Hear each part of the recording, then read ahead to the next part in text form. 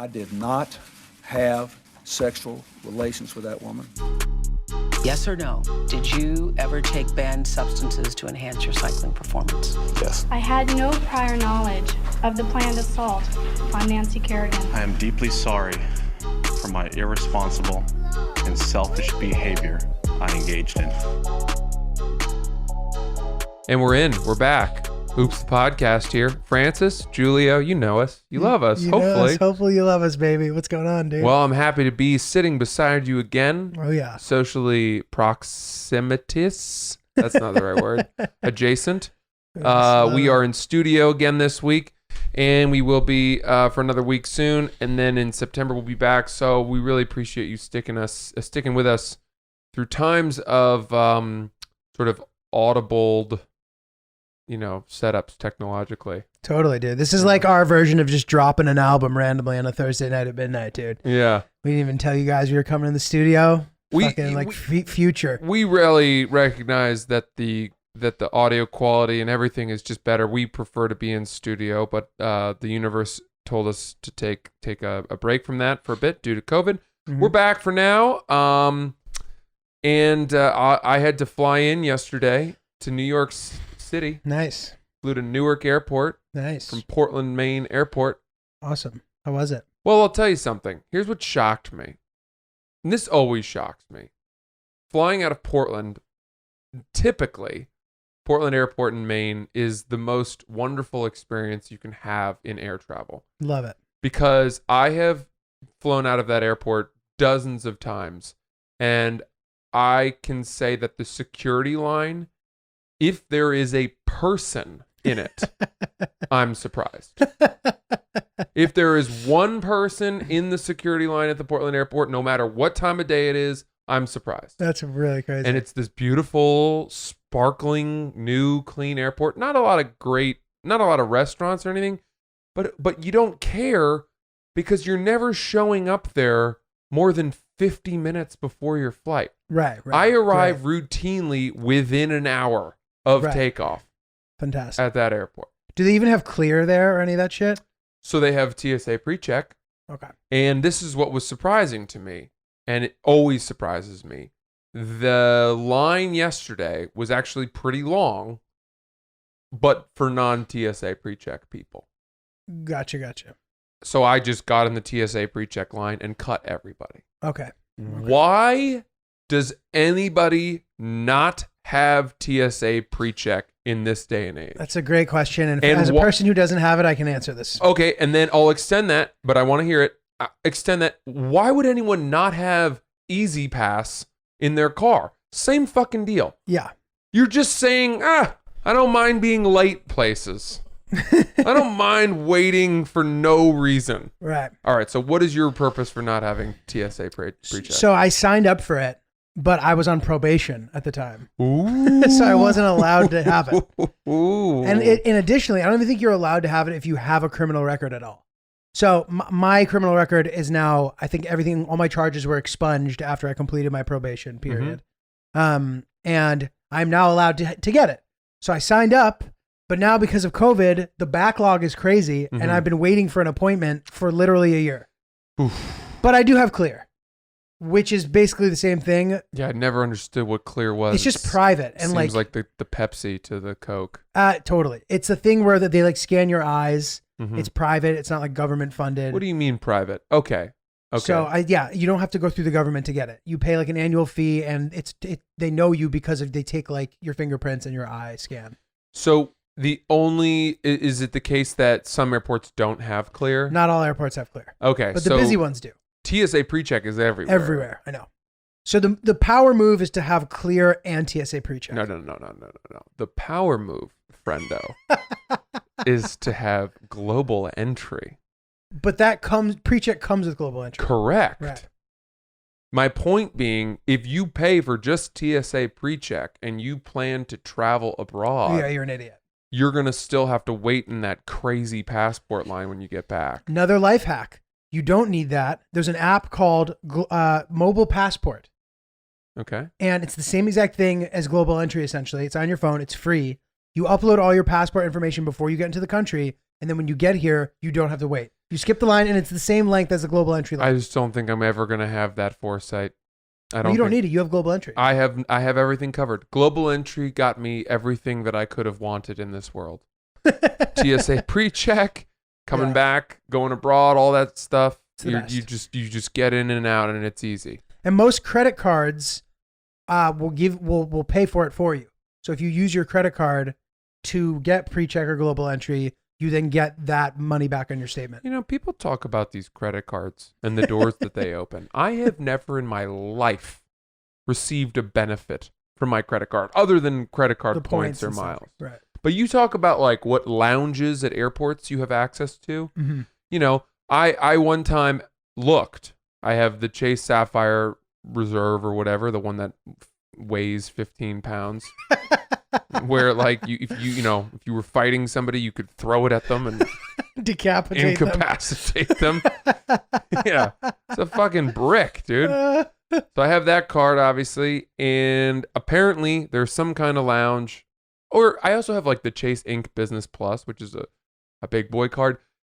I don't know. There's some kind of lounge that I have access to, but I've looked for it in airports. As far as I can tell, it's just a porta potty out back. Yeah, I don't think it's any. I don't know where it is. Yeah, it's not. I don't know if it's necessarily worth.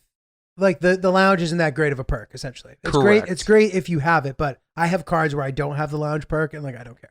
Correct. Yeah. But hold on. So what do you mean business card? You have like a business card? Yeah. When I was running my tutoring company, Yes. I got a credit card for business expenses. It just makes it easier to. And sorry if this isn't.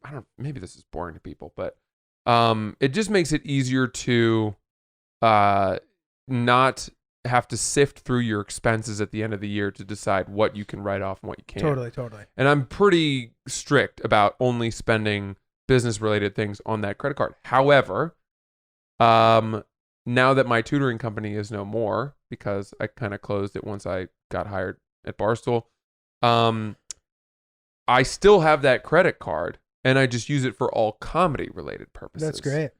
But like, it's still under the Ellis Prep LLC. Well, that's thing. smart. I mean, but you have to pay quarterly taxes on that. No, I don't think so. Well, you might not have to because it's not actually registered with a business or whatever. I'm thinking about doing that, dude. But it's like, I'm like, is it worth it? I don't know. Yeah, a lot of people we know who become successful enough in comedy, I think they have LLCs for themselves. Right. And Like I wonder the Girls at what Gotta point Eat that's worth it. they're incorporated. They are. Yeah, and I think it just makes all of the tax stuff and expenses a lot easier to track. Right.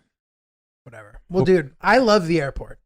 So I like that we're talking about airports because I don't know if that is something that is an unpopular opinion or if other people don't agree with me, but like I like the airport. And if you have airport anxiety, I encourage you to embrace loving the airport. Do you drink? No. Yeah. I don't like drinking before a flight. I don't like waking up and feeling like I made the mistake of smoking weed while after wisdom teeth surgery. I feel like this dry socket. Like if I drink and then fall asleep on the plane, I wake up being like, Yeah. it's a terrible feeling. Oh, and good sound effect there too. Really right, spot on, right on the money. Drove that point home. I'm with you, dude. I will drink if it's an overnight flight and I need to sleep. I'll have a couple, glasses of red wine or something like that on the flight. Couple Cockersons. Yeah, not, but I'm with you. Once I found out that flying dehydrates you, I didn't want to pile on to that with alcohol in the terminal. Yeah, dude. Fuck that. My girlfriend, however, who is a heavy beer drinker. I'm not kidding you. Said no one ever. Dude, she drinks double, quintuple IPAs. When she's asking about a beer on the menu, she's like, "What's the beer you've got that tastes the closest to poison?" And then she'll offer me a sip, and I'm like, I can't have that. I don't want it. It tastes like nail polish remover. Dude, she is a fucking That's Brooklyn hilarious. hipster with a beard. Like, give me the Hilarious. beard that, is 3 degrees away in a refrigerator from becoming a sandwich. Dude, I don't know how she does it. She's drinking the fucking Delirium Summer Ale Dude, limited edition. No, that would be a treat. Summer ale, forget it. She wants winter underground harvest, birch bark, popsicle stick, weightlifting rack beer. She wants to drink a beer that, brewed in a bucket. tastes like the ground. That's hilarious. Dude. Yeah, it is so heavy, these beers that she likes. That's crazy. And yeah. Dude, not to comment on your girlfriend's physique.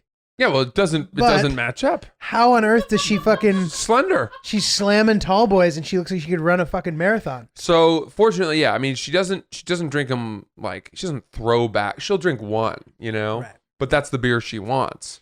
Right. But when we go to an airport, she thinks that we are at a brewery. Airports for her are a place that are synonymous with have a beer. You know what I mean? Yeah. Like in some place, like for me, it'd be a ball game. Like, let's go. Right. Oh, we're at a ball game. We'll have a beer. Right. For her, airports are, oh, it's beer time. Interesting. You know what it's beer time is? Omakase. Interesting. That's when I have a beer. Do you have a Sapporo? Yeah. Every Usually time? that's like what they have. I mean, Mhm. and if they have other shit, they're like, oh, we have this. I'm like, I don't want fucking whatever that is. Are you Give a me sake Sapporo. guy? You like sake? It's all right. Yeah, I've never really acquired a taste for it. And I used to drink hot sake when, you couldn't drink anywhere except like sushi places Oh, in high school. Everybody gets sake bombs. Yeah, Chris is pounding the table. Yeah. Fucking bonsai.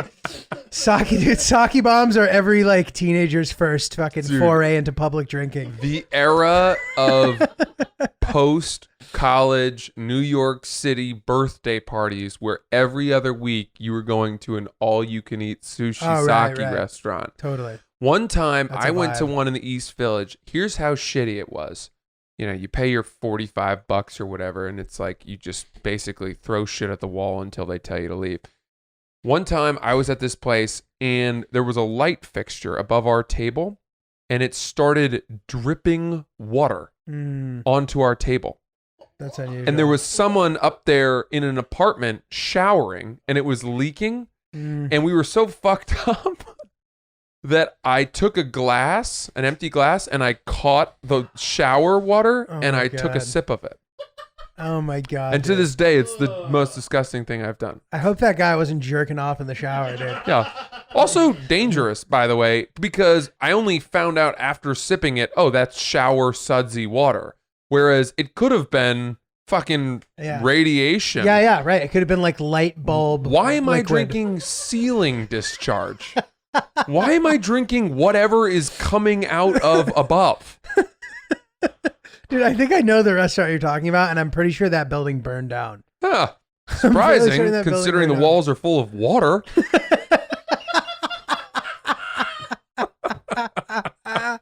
Dude, that's fucking There's great. a twist. Dude, the other thing that's funny about all you can eat sushi is like they make you pay for what you don't finish. Yes. So like I'm just like stuffing fucking At the end of nigiri the in my night, you're pockets. like- Dude, I just my pockets full of California roll. Like sneaking out of there. Oh, see you later. Fucking, like I'm sneaking into the movie theater with candy. I Sushi. actually like that policy though, because it is the policy that is sort of the commodification of there are starving children in Africa.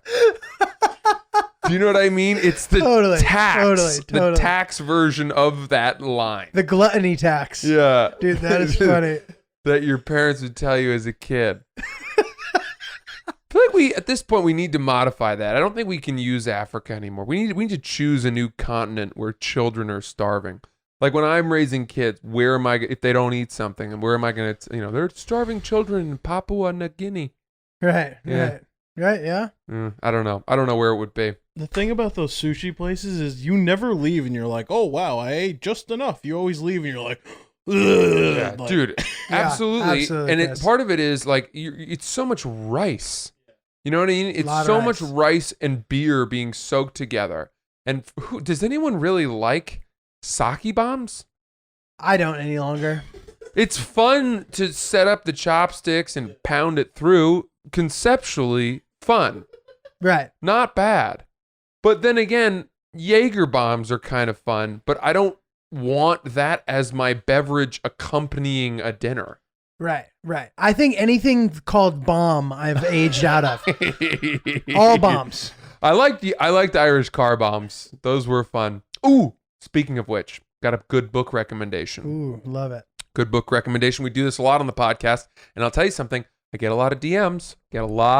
Being like, "Hey, what was that book you were recommending?" It's like, well, look, Why don't you listen to the podcast? You heard that I was recommending the book.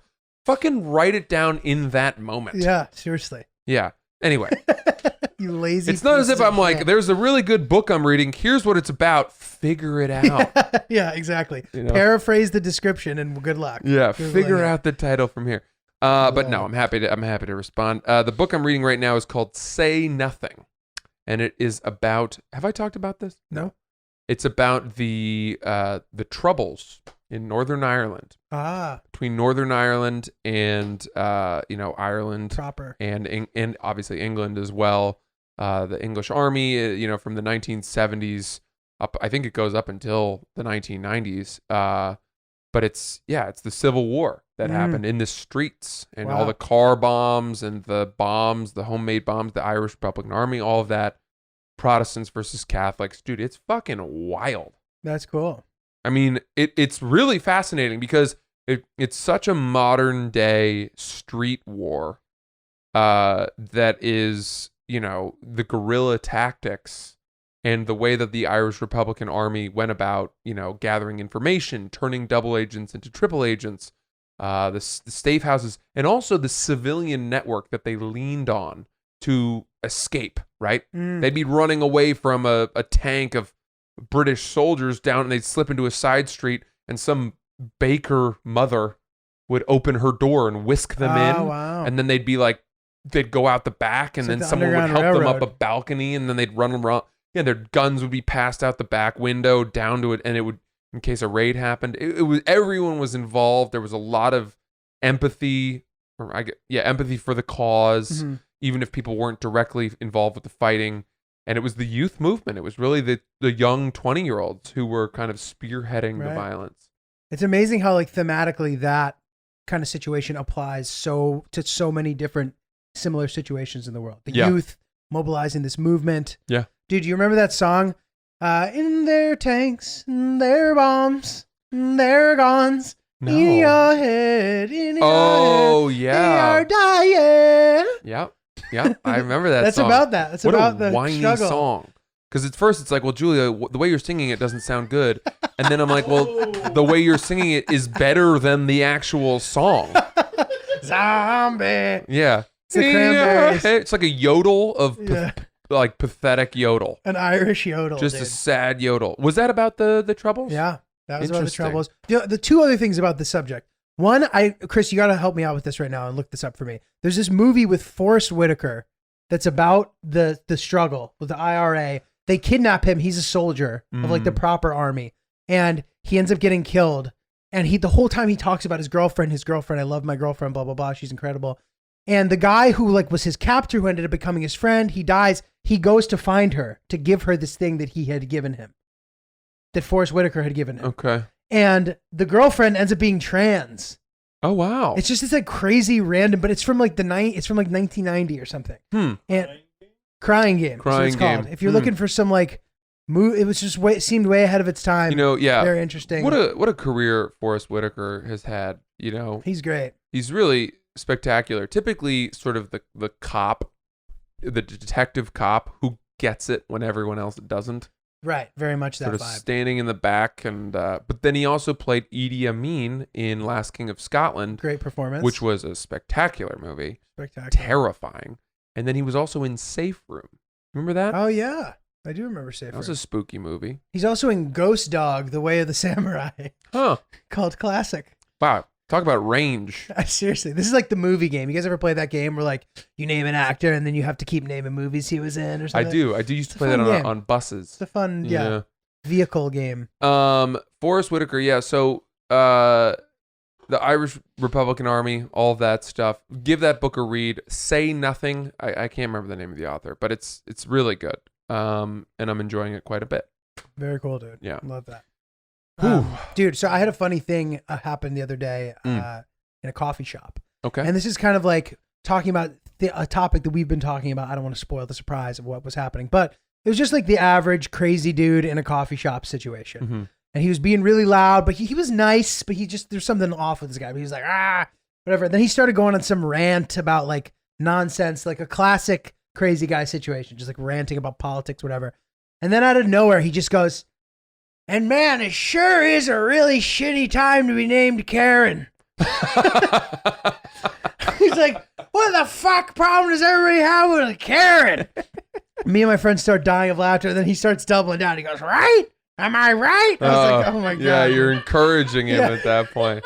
It's like egging on a comedian. It's like the same kind of fucking thing. Yeah. I was like, that's great. The Karen topic has really spread so widely that it's like a household and crazy guy topic. Yeah, that guys with screws loose have still managed to pick that up into their diatribes. Right? Like, it's truly crazy. I didn't think much got through to those guys. I thought that the thing that they uttered and muttered and was that they were stuck on was typically something that had happened to them 10 years prior.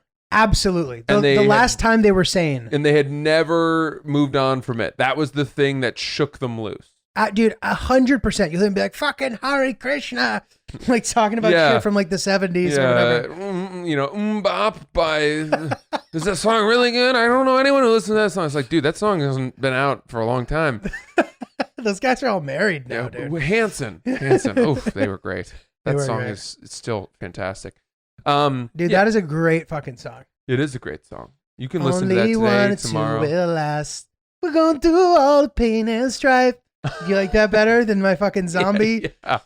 Except you got to crank it up about 4 octaves. All those guys, all 3 of those brothers somehow were at the same stage of puberty, even though they were 3 different ages. They sang with the top register. They were killing it. Taylor, Zach, and I don't remember the other one's name. I wonder what they're up to now. I believe they're married and have like a shit ton of kids or something. Good for them. They might be Mormons. I don't actually know that. This is something that you mentioned the trans thing in the last King. Edie, I mean, Forrest Whitaker. The crying game. Yes. Yeah. It's amazing to me, especially as someone who tutored English and grammar, how the trans community has made grammar sort of their cause. Oh, and elaborate. So pronouns. Right. People didn't know what pronouns were prior to the you think all the people who come out and say like, I don't care about pronouns is, you know, you gotta choose one or the other. It's like those people had never said the word pronoun before. Right. No, you're right. Until they started pushing back against, you know, the trans community. And I love that. As a linguist, I love that the trans community has chosen to teach people in this moment what parts of speech are. Right. And I will say to anyone who doesn't think that pronouns matter, pronouns do matter. And I'll give you an example. Go ahead. The first sentence is, my sister is pregnant and she's due in 4 months. Okay. Great sentence. Great. Adorable, right? Right. Very different from, my sister is pregnant and we're due in 4 months. Okay. Yes. Incest. That pronoun difference makes a big difference. But don't people colloquially say we, like, to be in an annoying... I'm talking about my sister and me. Okay, and we're... I'm not saying we as a broad family created by my sister and her husband. Right, if you heard me say on the street, my sister's pregnant, we're due in 4 months, we can't wait. You're right. Okay, yeah, I forgot about the sister part of the sentence. I'm talking about, maybe it would depend on where you said that, but yeah, certain parts of the South, definitely northern Maine, you're implying something very different. Or not even implying, you're saying flat out, I'm having a child with my sister. And it's very creative. That's true. That pronoun difference is a big sticking point, I'm telling you, man. Dude, I love you calling yourself a linguist. Your rap name could be Cunny Linguist. What about Cuddy Linguist? Cuddy Linguist is good too. What's Cuddy? Like Kid Cuddy? Kid Cuddy. I was listening to some Kid Cuddy on the golf course. I like that. Yeah. Or Cutty Linguist, like the whiskey. What's that? Cuddy Sark. Isn't that of whiskey? It's like one of those things that, you know, if we had a cool guest, you would start talking to them about this. You'd be like, and I'd be like, I'm just gonna sit out for a few minutes. My dad used to work in a liquor store, and he said these Italian guys would come in and order Cuddy Sark, and it would sound like Cacasac. They'd be like, let me get a kakasak. That's good. That's a very nice addition. But dude, you you mentioned a couple things that made me think of this. Did I tell you that I witnessed a hit and run? Did I already talk about that? No. I didn't tell you guys about that? No, you have not. Okay. This was on, it must have been Friday night. Yeah, it was Friday. So my girlfriend and I, oh, that's right. My girlfriend and I went and saw some more apartments. Dude, everyone's loving this. Once again, took some edibles. Same amount. It wasn't a ton this time. Or either time. I think I made a joke in the tweet about going up to 30 milligrams. That wasn't true. How many did you actually take? I think we took 10? like 6 to 10. Okay. Somewhere around there. Yeah. That would make me immediately begin having paranoia. It turns missing my parents. Hmm. Missing my parents, thinking about mortality immediately. Oh God, dude. I know. Maybe if you'd been on the apartment tour though, it would have focused your mind elsewhere. No, I would have been like, man, this apartment's so great, but the time I can actually afford when my parents won't even be able to come visit me. Because I'm serious. That would be my thought process immediately, dude. Somehow everything ties into my parents. It's crazy. It's so bad that your brain resorts to that, or Dude, I was watching Chef's Table High the other day and really enjoying it, and then all of a sudden the guy started being like, and then my father left us, and immediately I started spiraling. Oh God, dude. It's the best show. I didn't mean to interrupt you. Continue. No, that's okay. It's fine. So we interrupt each other all the time. It's all good. So we go. The reason we went back on Friday, we went on Wednesday. I told that story on the podcast. It was such a fun thing. I would strongly recommend. By the way, go look at apartments that you're to buy. By the way, I don't think you should do this for rentals, because if you're going to buy, then you can have honest conversations with the agents about how you would theoretically resurface the kitchen counter or what you would do to change the bathroom. You can talk about major life changes and create architecturally your own perfect apartment in that moment with experts nearby. So do they ask you for like a due diligence check for your bank account? I'm so glad you brought this up. No. Because in New York, they do sometimes. I think they do. But the fact that they don't is ridiculous. Yeah, it's ridiculous. It is ridiculous how much you can waste people's time. How you can just waste time That's funny. for people in their jobs. That's really funny. They spend hours escorting us around. Now, I can't say that we're wasting their time, because yes, in theory, we may end up buying an apartment in Maine. I don't know. Right. There's much bigger time wasters than you. It's not a total fallacy. Totally. That we are doing this. However, we could go somewhere. I'm not sure where, maybe not New York, but we could go look at like $25 million apartments, $100 million apartments. Just get tours. Right. And who's to say? Like, maybe we would need to dress a little better or have some kind of backstory. I don't know. But we didn't have to produce any paperwork. Right. We didn't have to say like we're in this range. You know what I mean? No, so totally. anybody can do this. Right. Okay, so we go, and the reason we went again on Friday was that on the Wednesday showing that we did, we saw 2 apartments, and we also went into an office that had a big project that was under development. Okay. It's currently being built. And so on Friday, they only showed us blueprints on Wednesday. They were like, we were in the office, they were showing us the designs, the outlook, whatever, the prices.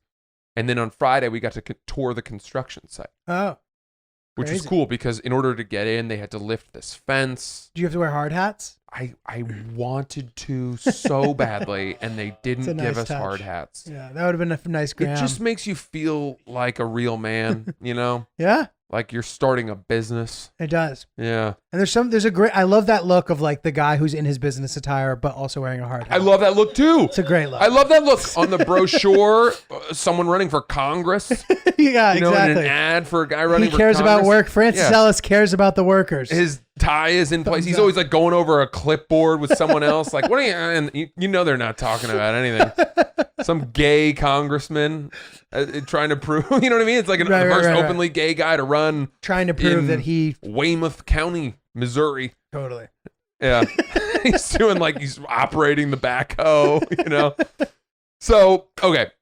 And the reason, by the way, I want to come back to that openly gay thing because there's a mayor in Massachusetts who is running for a congressional seat, and I think he's also a faculty member at UMass Amherst who just got in huge trouble for DMing students, Oh wow.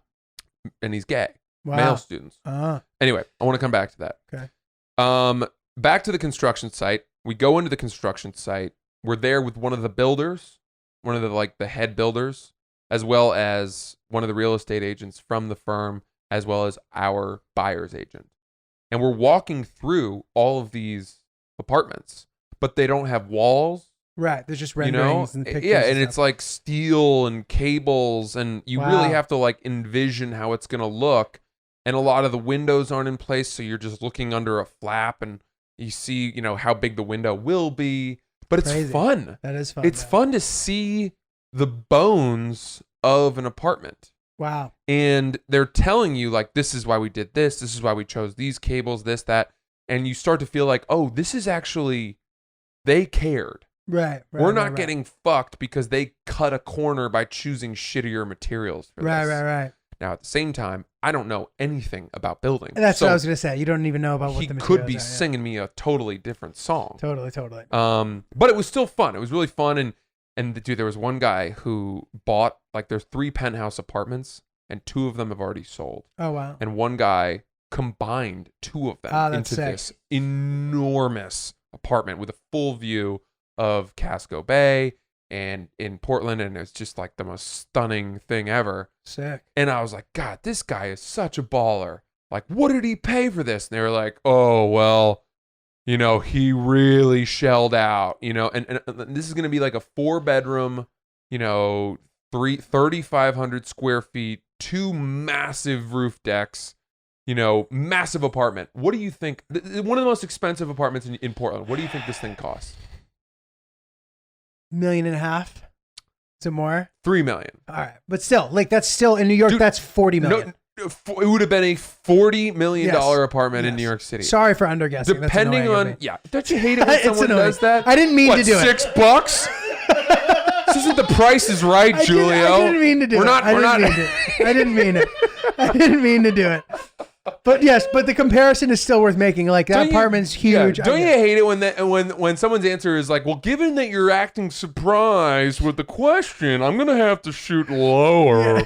It's especially annoying when you got a good deal. You're like, guess how much I paid for it? They're like, I don't know, $50, and you're like, Yeah, It no, was you 400, fucking asshole. unrealistic dick. No, but 1.5 actually isn't a bad guess. It was $3 million, I think, for the full apartment. But which is definitely two a lot. penthouses. It's 2 penthouses scrammed together, and it's one of the most expensive apartments probably ever sold in Portland, Maine, Right. which is, by the way, a burgeoning, Beautiful. hot city and incredible. Nicest apartment building in the nicest city in the state. Exactly, and it's $3 million, which in New York City would buy you a 2-bedroom, good apartment in the West Village, but certainly not a penthouse with 2 decks Oh yeah, that has 4 bedrooms and could be lived in as a true home for a massive family. 100%. And Yeah. like, not only that, though, like you're gonna have to like kick people out of your doorway, Yeah. and like, yeah, you're really slumming it with a $3 million apartment. Oh yeah. You're middle class with a $3 million apartment Right. in New York. Right. Sadly, So which makes me a peasant. yeah. Please give me money. The thing that was funny was that halfway through, we saw like 6 apartments in this construction site, and we got to walk through them all, which was really cool. And halfway through, the edibles started kicking in again, Mhm. and that's when this time I started becoming a comedian. Ah, And I'm just like telling jokes, about like and reacting to the stuff they're saying, and everyone's laughing, but like most of the people there don't know that I'm a comedian. And so my girlfriend, fortunately, is high, so she was laughing too. Otherwise, she would have been like, God damn it, shut the fuck up. It was a fact-finding mission. Shut the This is not fuck your up, time to Francis. shine. You know what I mean? But there was Man, one. is this the kitchen sink or the bathtub? Dude, this was the best joke I told though. Ready? So they're showing us these bathrooms, and one of the bathrooms in one of the guest bedrooms had he goes, "This is a Jack and Jill bathroom." And I'd never heard that term I before. have not And either. what it means is that the bathroom can be accessed from doors on the 2 adjacent Okay. bedrooms. So it serves as a bathroom for those 2 bedrooms, right? And I was like, what's a Jack and Jill bedroom? And he explained it. And I was like, oh, I thought you meant in some weird nursery rhyme way that it's a gender non-specific bathroom. And he was like, ha ha ha, no. And I was like, well, yeah, I mean, frankly, who are you to tell us how we assign the genders? In theory, this is our apartment. And I was like weirdly aggressive about it, and everyone laughed.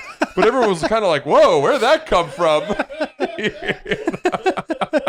I'm like, we bought it in this weird fantasy. Meanwhile, you know, hilarious. they don't even know that we're not fucking buying this. And we're fucking stoned out of our minds. Dude, that's really funny because that's just the guy who's had enough with like PC culture. He's like, who are you to tell us what genders are in our fucking bathroom in our private apartment that we paid for? They're like, all right, dude, chill. Jesus Christ.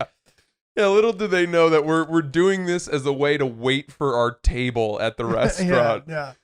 So we saw those apartments, and then we went to the final apartment, which was the creme de la creme, on a different site, not part of the construction site. This is a finished apartment.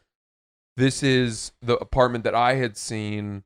It's been on the market for a while in Portland. If you go on Zillow, you'll find it. You know what I'm talking about. Sickest apartment I've ever seen. Really? Maybe not like compared to some like of the apartments I used to tutor in New York City on like the Park, but certainly in Portland, certainly the nicest apartment that I've ever looked at myself. Gotcha. 3-bedroom, penthouse apartment, floor to ceiling windows on 2 floors, plus a roof deck on top, overlooking the ocean. You've got ocean views, and just insane. I mean, just an insane apartment, expensive as hell, over 1.5 million.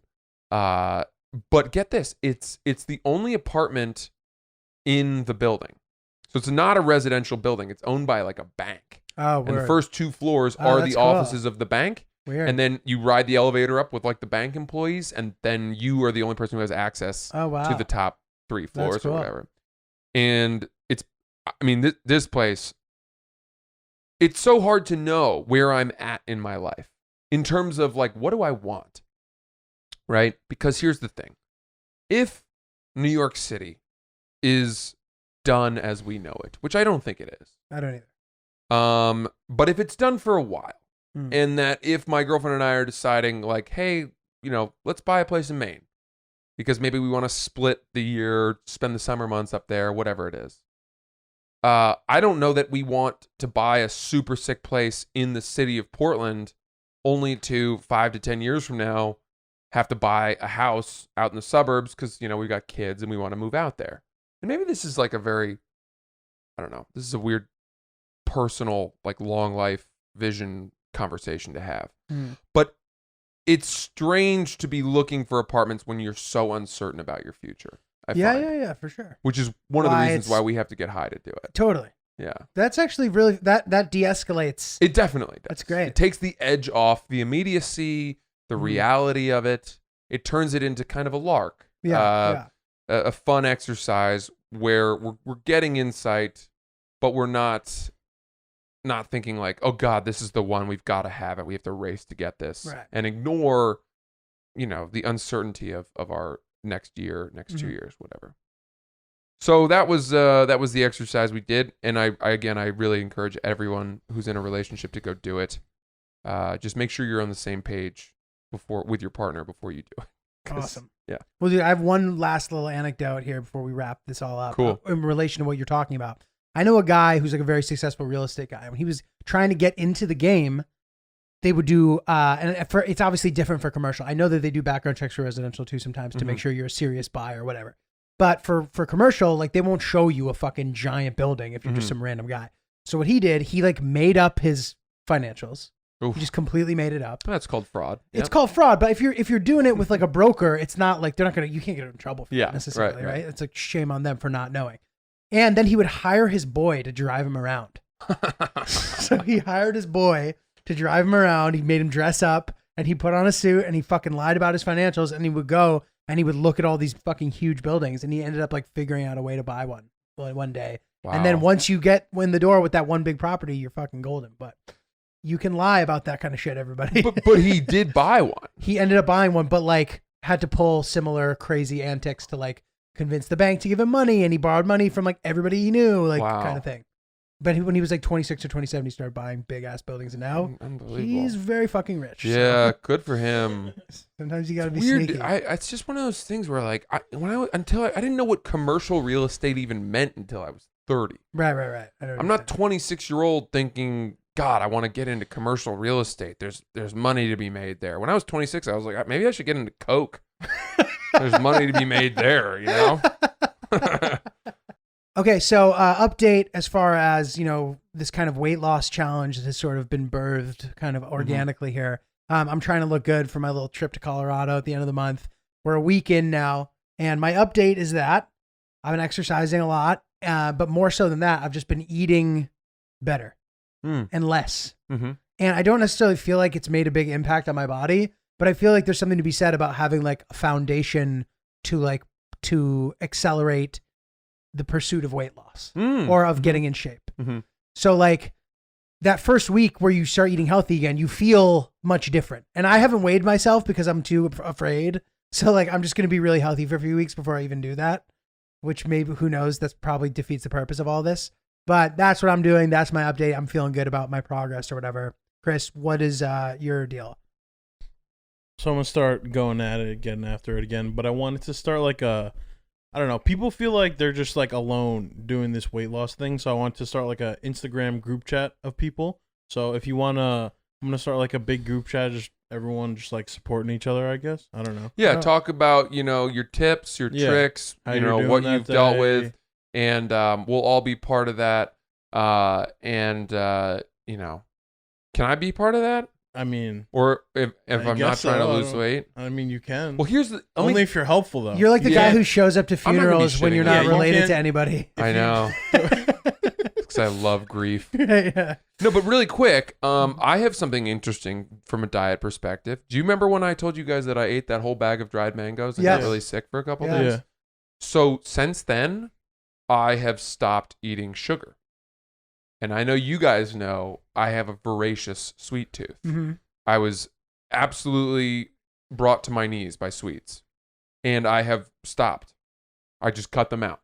Because I told myself that those mangoes, the sugar in them, was what hurt me. Probably not even true. Mm-hmm. Right. It's probably the fact that I ate the entire bag and they were dried. But that's good. But I bet you don't have the craving anymore after not having it for a few days. I don't. And I've also just said to myself, well, late at night, sugar, get out of here. That's crazy. Mhm. Why would I be eating that? So That's good. it's been now 2.5 weeks and I haven't been eating desserts. Good for Awesome. you, man. And so I don't know if it's helping. I'm sure it is, but we're all in this together. We've all done something. Let's keep it going. Weight loss is not about the scale for me, unless for some people it will be. That'll be the driving force. But for you, Giulio, I think feeling good and feeling cleaner is a big part of Mhm. why, of the reward. Absolutely. I think it's good that you're doing that because people get so stuck up on like the number. But if you feel good, then you just keep doing that, Oh, Right. Yeah, totally. So if you want to get involved in that, message me at chris.mp4 and then I'm going to get a little group going. Yeah. And we'll figure out some kind of cool incentive too for people. And what's our cutoff date? Oh, I don't know. I mean, this can Let's be. say this can be an Labor Day? ongoing thing. Yeah, Labor Day is pretty good. Labor Day. It's, Although we want you to month- enjoy No. that last week of summer. I know it's a different time or whatever, but man, this is this is sorry. I should. I don't want it to be like it shouldn't be more of like a competition. It's kind of more like just converting your lifestyle into a healthier lifestyle. There you Cool. go. There you go. Because All right. people do these big competitions and then they just go crazy after. And it's yeah. It's not about that. You got to Yeah. change. Yeah, you got to change it up. Stick with it. Yep. All right. For now, that's Oops the Podcast, everybody. Go ahead and DM Chris MP4 on Instagram to get involved with the Healthier Lifestyle Initiative Mhm. from Oops the Podcast. I'm Francis Ellis. He's Giulio Gallerati. Yes. Thank you guys so much. Thank you. One more thing. Okay. One quick. Sorry. I'll go fuck myself. Two little things. First of all, I'm making a little limited podcast series about my road trip that I took solo road trip. It'll probably be like 6 episodes or something. I don't know, but I'll keep you posted on that. Check that out. Also check out our YouTube, and hit us up at not Julio at Francis CCLS. Bingo. And that's it. Cool. Thank you. If you like that video, check out our channel where we have way more videos. Fucking, I just don't know how to do this. This is unbelievable. If you like that video, we have way more videos on our channel. Please like and subscribe. Turn on notifications if you want to know when there are new ones. But if not, check them out, and we appreciate it. Oops.